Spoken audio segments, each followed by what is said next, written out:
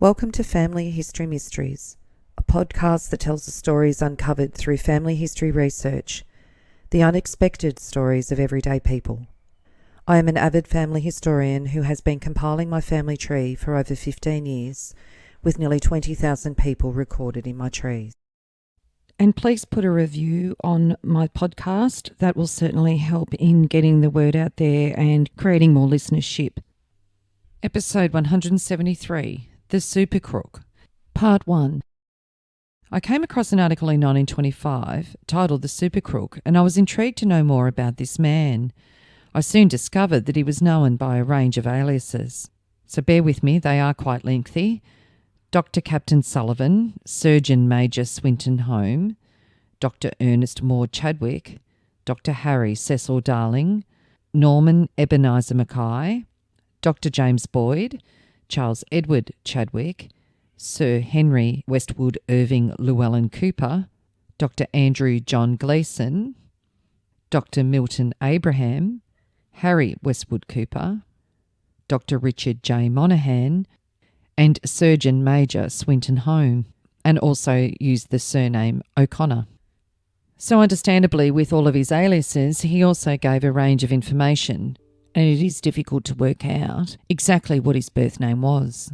And in terms of his birth, well, on his gravestone, his birth date is the 1st of July 1870. Scotland Yard says that he was born in Canterbury, England, but other records state he was born in 1869 in Ireland, with his parents being William Westwood Cooper and Victoria Maud Cooper. When jailed in California under the name of Harry Westwood Cooper, his jail record states that he was born in March 1868. However, there's another record that says he was born in Mayfield in Newcastle, New South Wales, under the name of Andrew Gibson in 1867, with his parents William and Margaret from Newcastle. With his New South Wales jail record, he stated he was born in England in 1867 and that he came out in 1889. However, there is no record of him under any alias that has been listed on the shipping list.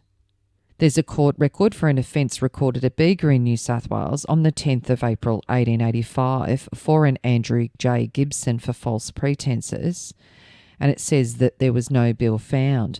So that indicates that he came out to Australia earlier than what he claimed on his New South Wales jail record. He died under the name Walter Thomas Porriett. So after all the research I've done, I'm no closer to finding a definitive name at birth or a definitive set of parents or a definitive birth date. So the earliest time that he was featured for an offence was under the name Charles Ernest Chadwick at Newtown in New South Wales on the 1st of July 1889. This was for stealing, and he was jailed for 2 months with hard labour in Darlinghurst. There was a child born on the 10th of October 1890 at Wiseman's Ferry in New South Wales, named May Gwendolyn H. Skelly. Her mother was listed as Frances Mary Skelly and no father listed. However, family trees believe that Charles was in fact the father. He was living at Wiseman's Ferry around this time. So under the name of Charles Ernest Chadwick, he was convicted again on the 30th of October 1890 at Wollongong, New South Wales for false pretences, and he received a 3-month jail sentence with hard labour. He stated his age was 30, so that's more reflecting an 1860 birth rather more than an 1870 birth. Charles was released on the 29th of January 1891. The first article that covers him in detail is titled An Amazing Crook. Charles Ernest Chadwick came under the notice of Superintendent McLean in 1890 when he was stationed at Redfern. A simple-looking, beardless youth used to wait for the superintendent at the police station and accompany him around the district, taking a more than ordinary interest in crime and the career of criminals and their detection. This was in the year of the Great Maritime Strike, and Chadwick, who was only 21 at the time, offered himself as a special constable to the then Superintendent General of Police, Mr. Fosbury. He was accepted and supplied with the usual baton and handcuffs. Still keeping in touch with Superintendent McLean, he always exhibited these when meeting him at the police station. At the termination of the strike, he was thanked by the Inspector General for his assistance, and though his services as Special Constable were dispensed with, he still kept in touch with the police of the Redfern district, where he himself was residing. He was boarding with a Miss Schofield in Redfern, and he represented to this lady, who was in fairly comfortable circumstances, that he had inherited the Chadwick estates in Surrey, England, worth over £1 million. He showed documents signed by the Chancellor of the Exchequer and other documents by prominent ministers in London. These documents, with his plausible story, induced Mrs. Schofield to lend him something over £100. But getting tired of waiting for the fortune of the Chadwick estates to materialise, she got suspicious and interviewed Superintendent McLean on the subject.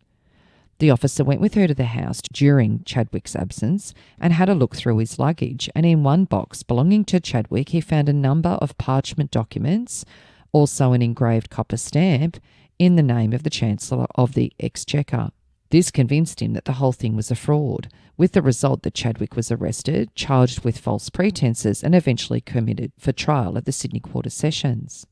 The case came on in due time, of course, and when the accused was brought in from the jail to the dock at Darlinghurst, he looked quite simple and innocent.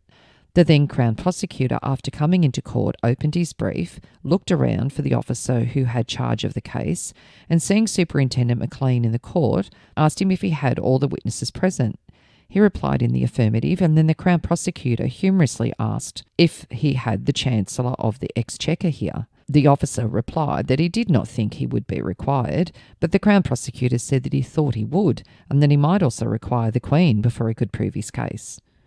The case was, however, called, and the Crown Prosecutor, in opening, mentioned that the Chancellor of the Exchequer's name was prominently mentioned in it. The judge stopped him and asked him if the accused had been medically examined. It was stated that he had not been examined, but the judge's suggestion was adopted and the case postponed until the following sessions, with the result it was believed that the prisoner was mentally weak, with the result that the Crown did not proceed. So he actually married Frances Mary Skelly on the 18th of October 1891 in Windsor, New South Wales, under Charles Ernest Chadwick. And they had another daughter in August 1892 in Canley Vale, New South Wales.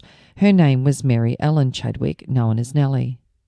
Her father was listed as Charles Ernest Chadwick. On the birth certificate, he stated his occupation was a private detective and that he was 22, so born in 1870, and he was from Sheffield, England. When Nellie married in 1938, she stated that her parents were Charles Edward Chadwick and her mother was Frances May Chadwick. Her father was listed as a medical practitioner. Charles Edward Chadwick was again charged with obtaining money by false pretences at Yass on the 13th of June 1893.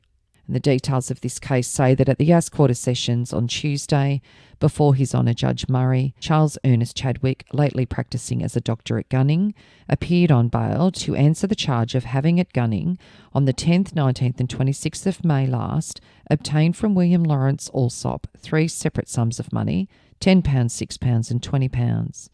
The prisoner pleaded not guilty and was defended by Mr. Maiorati, instructed by Mr. Brennan. Mr. Dawson presented for the Crown. The jury, after some deliberation, returned a verdict of guilty. The prisoner protested his innocence and said that he had no more intention of defrauding Allsop than flying in the air, and he asked for consideration on account of his wife and children. It appeared from a statement by the police that the prisoner had been once charged with a similar offence when the judge directed the jury to acquit him on the ground of temporary insanity. It was stated also that he was now in delicate health. The prisoner asked to be sent to Yass Jail, but in answer to His Honour, the jailer said the work at Yass Jail was suitable only for robust men, and the prisoner was therefore sentenced to 18 months hard labour in Goulburn Jail.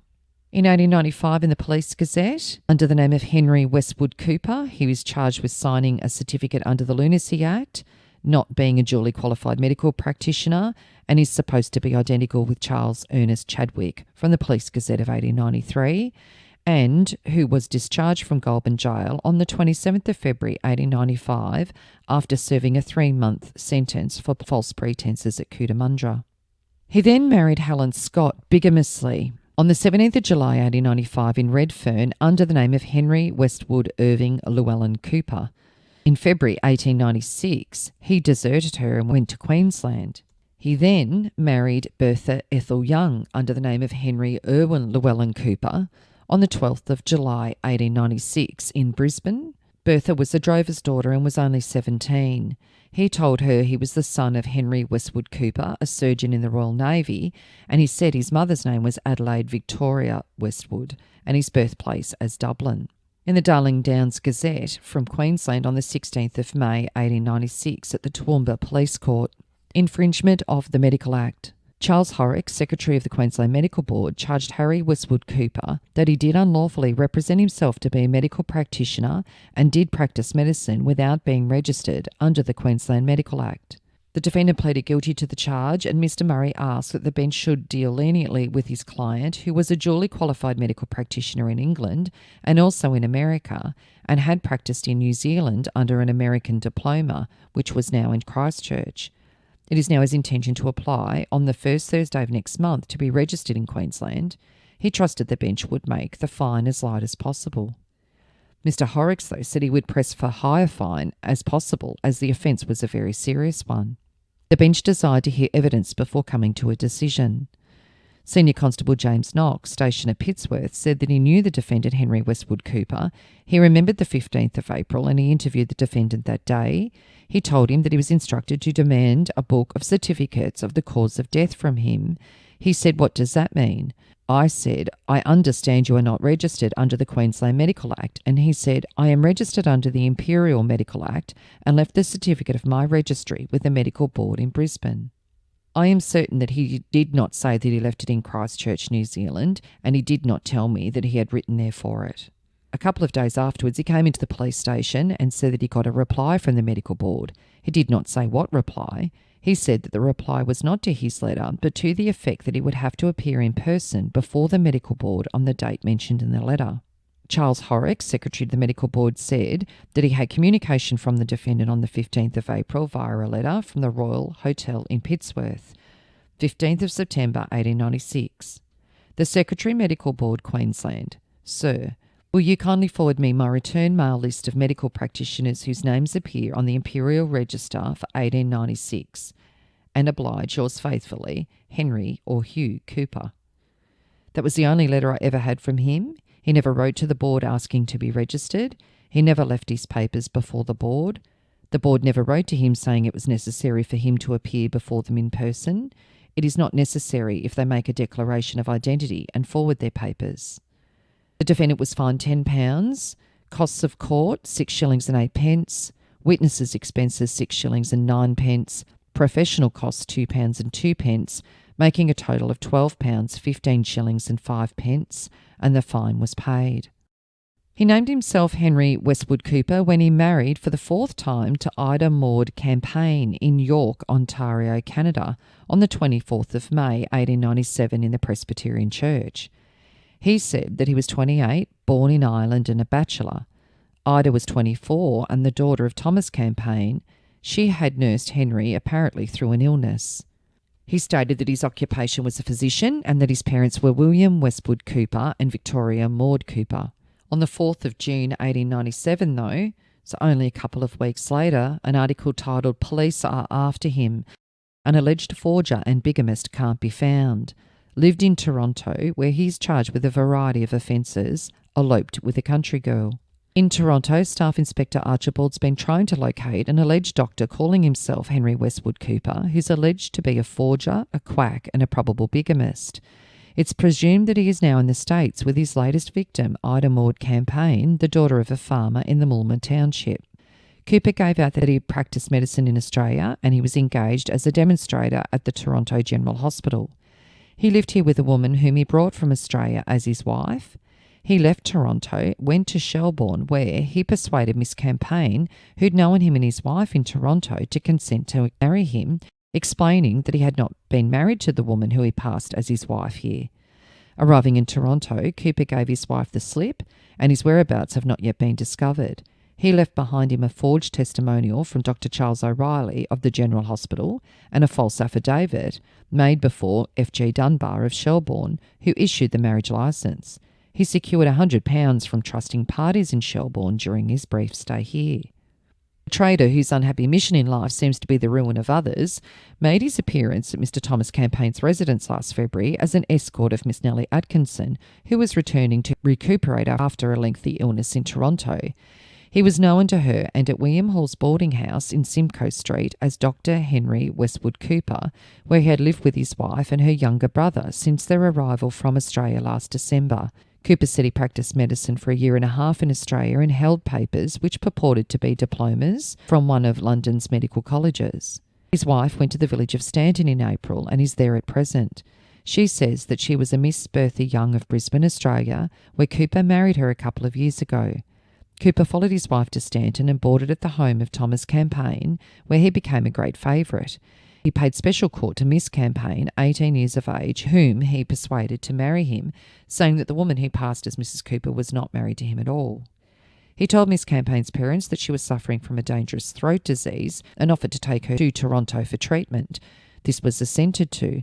On the 17th of May last, in company with a member of the Campaign family, Cooper went to Shelbourne, procured a marriage licence and borrowed a sum of money from a friend of the family. He took the girl to Toronto but remained there only a short time. And on the 15th of June 1897, an article in Melbourne in The Age under the College of Pharmacy, it says the quarterly examinations under the Medical Act were held at the College of Pharmacy. 46 candidates presented themselves for examination and the following passed in order in which their names appear. And it says a modified examination, Charles Edward Chadwick of Paran. So as soon as it seems that they were on his tail, he's quickly got himself back to Australia. Los Angeles Times on the 19th of November 1897 states that Cooper is in Sydney. The swindler was known as Charles Ernest Chadwick. Chief Lees today received a letter from Detective Roach of Sydney informing him that Henry Westwood Cooper, the swindler in custody here, was known in Sydney in 1891 as Charles Ernest Chadwick. He was arrested there at that time under that name on 2 charges of obtaining money under false pretences, but was released as ordered to prosecute. It would have been necessary to have sent to the Secretary of State's office in London for a person to go to the colonies and testify that the seal with which the documents issued by Cooper that was sealed were bogus. 2 years later, he was sentenced to 18 months hard labour for a similar crime. Later on, he came to the front as Dr. Henry Westwood Cooper at Redfern. And on the 27th of November, 1897, in the Lismore Northern Star, the self-styled Sir Harry Westwood Cooper of Australia, Chicago and Ontario has been indicted by a grand jury in San Francisco for allegedly passing a forged draft on the Crocker Woolworth National Bank. And it says that in January 1898, he was sentenced to San Quentin for 3 years. Meanwhile, with all of the media, in the Goulburn Evening Penny Post on September the 6th, 1898, in the divorce court in Sydney, Frances Mary Chadwick, formerly Skelly, so the first wife, of Goulburn, sued for a divorce from her husband, Charles Ernest Chadwick, late of Goulburn, on the grounds of desertion. The parties were married in 1899 at St Matthew's Church of England in Windsor and lived at several places, ultimately going to Gunning. There, the respondent was committed for false pretences and in 1893 received a sentence of 18 months at Yasswater Sessions to be served at Goulburn Jail. On his release in 1894, he went to Coolaman, promising to send for her. He had been a very short time at Coolaman when again he was sentenced for false pretences there. The petitioner has not seen or heard of him since 1894 and believed he left the colony. There was an issue of the marriage of 2 children, which she had to support ever since. After hearing evidence and argument by Mr. O'Brien, His Honour granted a decree nisi for the dissolution of the marriage to be made, absolute in 3 months, and he granted the petitioner custody of the children. 18 months later, on the 17th of June 1889, in the Melbourne Australian, Harry Westwood Cooper, the Californian convict reported to be from Australia, now claims to be Harry C. Parsons, member of the Royal College of Surgeons, London. He voyaged several times between Southampton and Australia as ship's doctor. He is the centre of attention in San Francisco through having first got up a big plot for a break out of jail and then peached on the rest of the gang. The extraordinary discovery has been made that for some months he's been prescribing as a doctor for jail officials who have had his prescriptions, signed Harry C. Parsons, MRCP, made up by outside chemists. His practice was really extensive. Availing himself of the opportunities this gave him, he tried to obtain drugs which would enable him to stupefy the guard and procure an escape of the gang. So in 1900, he's at the California State Prison at San Quentin in California, and his record says that he's listed under Harry W. Cooper. He claims to be born in Canada of English parents. He states that his age is 32, that he's widowed, and he has been a resident of the US for 7 years. On December the 4th, 1900, his second wife, Helen Scott, filed for a petition for divorce. So a little more detail on the divorce between Helen Scott and Henry Westwood Irving Llewellyn Cooper, as he was known when he married her. Helen Cooper, formerly Scott, sued for divorce from Henry Westwood Irving Llewellyn Cooper for desertion. According to the petitioner, they were married at Redfern in June 1895. In February 1896, the respondent said he was going to Brisbane on a trip. He went, and the petitioner has never seen him since. His Honour made a decree nisi, returnable for 4 months, and ordered the respondent to pay the costs of the suit. So he's had 4 marriages so far. 2 of them he's had divorces. On the 23rd of February 1901 in California, he marries Noreen Pearl Schneider. Cooper, on his release from jail, induced a girl underage to marry him at Crockett. And an article states, Cooper will be tried for sending telegram. Judge Cook discharges the writ and remands the prisoner. Harry Westwood Cooper's hopes for freedom vanished yesterday when Superior Judge Cook dismissed the writ on which his case had been carried to the Superior Court and remanded him into the custody of the sheriff. Cooper took his disappointment without visible signs of regret, and when he was called to the bar for arraignment, he could not resist the temptation to pose to the well-filled courtroom. After a careful scrutiny, Judge Cook found nothing to change his first impression that Cooper's crime came within the section of the Penal Code prohibiting the sending of false telegrams. It is clearly the intent of the legislature to make the sending of any false telegrams criminal, whether it affects property rights or merely it deceives. If that is not true, this crime would go unpunished. At any rate, that is the construction I shall place upon it, for if there is not a law to meet this class of cases, it is high time that one is enacted. His attorneys were not satisfied with Judge Cook's ruling and proposed to carry the questions to the Supreme Court. A petition for the new writ was filed in the afternoon, and it will be heard before the court sits at Los Angeles. Captain of Detectives Seymour had received a letter from A.B. Sherwood, Commissioner of the Dominion Police, Ottawa, enclosing an affidavit in which he shows that Cooper has never been divorced from Ida Maud Campaign, one of his many wives. This affidavit will be used in case an objection is made to the testimony of Noreen Schreider at the trial. A petition has been presented to the Supreme Court for the release of Harry Ernest Chadwick, alias Sir Harry Westwood Cooper. No ruling has been made on this petition. And then on the 6th of April 1901, Noreen Pearl Schneider sued Ernest Moore Chadwick yesterday to have their marriage annulled on the grounds that he was married in Canada under the name of Harry Westwood Cooper to Ida Maud Campaign on the 24th of May 1897. Chadwick, or Cooper, who was a notorious bigamist and forger, is now in jail here. Cooper represented he was a single man. Now that she has discovered the fact of his former marriage and former career, she asks to be given her freedom. And the San Francisco Bulletin created a story on him titled Bigamist and Swindler, Career of Sir Henry Westwood Cooper, and Sir is in inverted commas. The police of San Francisco have a rather interesting individual under arrest in the person of Charles Ernest Chadwick, or Sir Henry Westwood Cooper, as the records designate him. He has to stand the consequences of charges of fraud and bigamy. The police believe the following to be a record of his doings in recent years. On the 28th of October 1891, there landed in Sydney from the British steamer Ormuz of the Oriental Navigation Line a young man believed to be the swindler under arrest in San Francisco. He left London on the 18th of September of that year, but under what name, it does not appear. In 1891, that same young man, as Charles Ernest Chadwick, was committed for trial on 2 charges of obtaining money under false pretences. He represented himself to be an heir to an estate in England, but was never tried because it was impossible to secure a witness from London to establish the spuriousness of a judge's seal. The Yass Quarter Sessions of New South Wales on the 4th of July 1893 convicted Charles Ernest Chadwick of an offence similar to the one previously mentioned, and he served 18 months at hard labour. There is a blank of 2 years, and the next he is heard of is in Sydney again.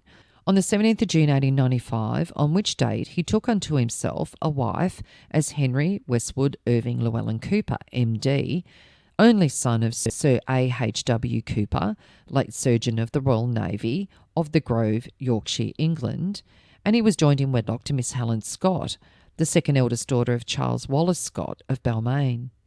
In August of the same year, a warrant was issued by the Redfern branch for the arrest of Henry Westwood Cooper, charging that on May the 13th, under the Lunacy Act, he had signed without a right of certificate as a medical practitioner.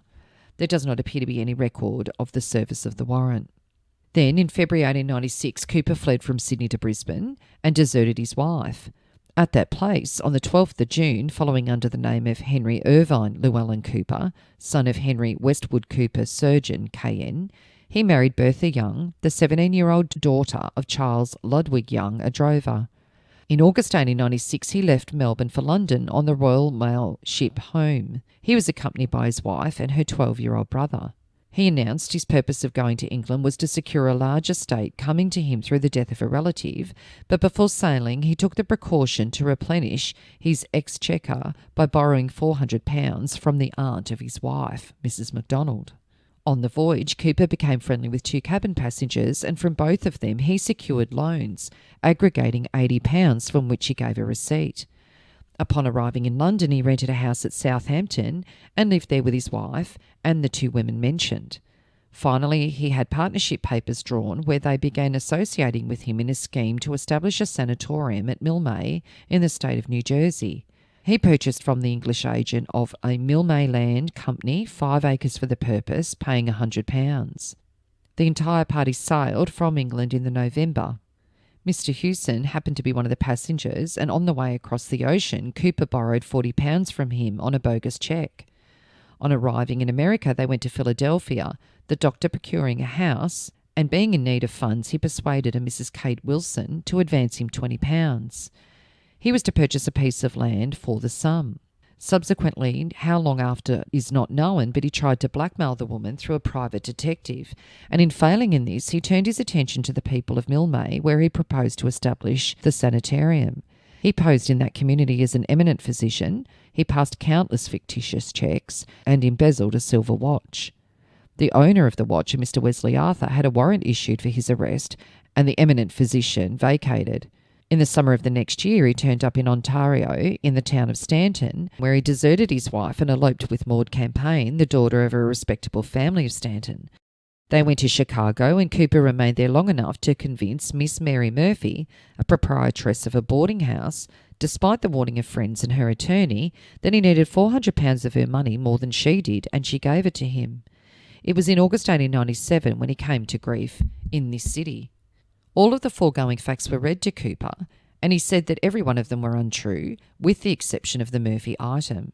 He would admit that, and he was sure if anyone would take the trouble to communicate with the woman that she would bear him out. Why, all of this is rot, he continued by way of explanation. If the police want to go to the trouble, they can find out. There is nothing in any of those things. I left home in 1891 and went directly to New York. I stayed there but a short time and then went to New Zealand and remained there until the World's Fair at Chicago. Then I came to this country and after the exposition returned to the colonies. I did not remain long, and I think it was in the following year that I came back and settled in Chicago. Afterwards I was in Florida for a while. I finally went back to Chicago and from there to Stanton, Ontario. I practiced in Chicago for about a year and my profession rendered me a good living. What about this woman, Bertha Young, whom it is alleged you married in Sydney? And he said, I am not in the business of marrying drovers' daughters. The Schneider girl had no money. No, I know she didn't, but I tell you honestly, man to man, that I married her because I loved her. I was not looking for money. Her mother would not listen to me. I knew unless I could settle something on her, and I determined on the course that has landed me here. My plan was to go away and stay about a month and then come back, and I knew that everything would be all right because I would have been such a good husband, and I intended to work for that girl and start anew. What started you in this crooked work? Well, I was raised to believe that I never have to work, and when I had gone through all that, I had to have more, and so I started in, and I've never stopped. Altogether, I dare say I have made about £25,000. I was never married before I married the Campaign girl, and I went after her for the money. I had no other use for her than that. As a matter of fact, the campaigns are so poor that at the time Cooper left the girl stranded in San Francisco, they didn't have enough money to send for her, and the police officials subscribed a sum to purchase a railroad ticket. Is it mania with you to personate people of wealth and station, or is it part of your scheme?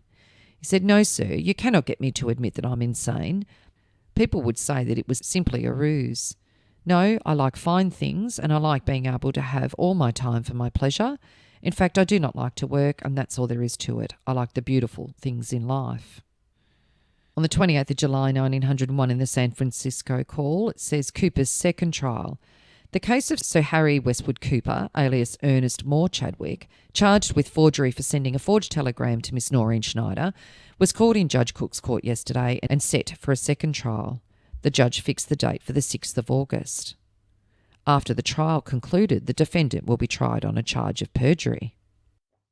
In Part 2, I'll initially cover this second trial and what the outcome was, and continue the story on the escapades of a man known as the Super Crook. If you are interested in sharing your story on my podcast, Family History Mysteries, please go to my Facebook page and send me a message. If you would like some assistance in filling in the gaps in your family tree to see what mysteries you solve, please get in touch. And don't forget, you can have early access to episodes by subscribing, and you'll also gain access to bonus episodes.